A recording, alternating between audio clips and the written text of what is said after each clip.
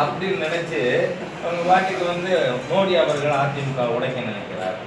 BJP காவி மயமாக்க முடியும். காவி மயமாக்காம கருப்பு சேவை பார்க்கறதுக்காக இருக்கோம். நாங்கள் காவி மயம் ஆக்க தான் செய்வோம். We will do, that is our job.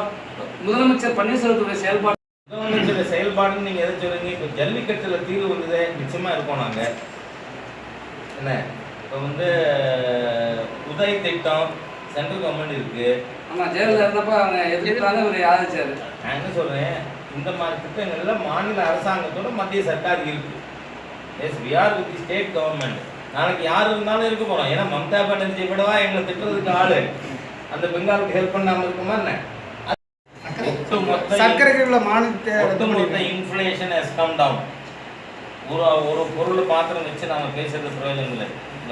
மொத்தத்தில் இன்ஃப்ளேஷன் ஹஸ் கம் டவுன். நான் உங்களுக்கு வேணா ஜீரகம், மிளகு, வெந்தயம், கருப்பு உளுத்தம் பருப்பு, வெள்ளை உளுத்தம் பருப்பு, கடலைப்பருப்பு, துவரம் பருப்பு எல்லா வேலையும் இப்போ நான் லிஸ்ட்டில் வச்சுருந்தேன். நான் நேற்று சோஷியல் மீடியாவில் அதான் முதல் போட்டிருக்கேன்.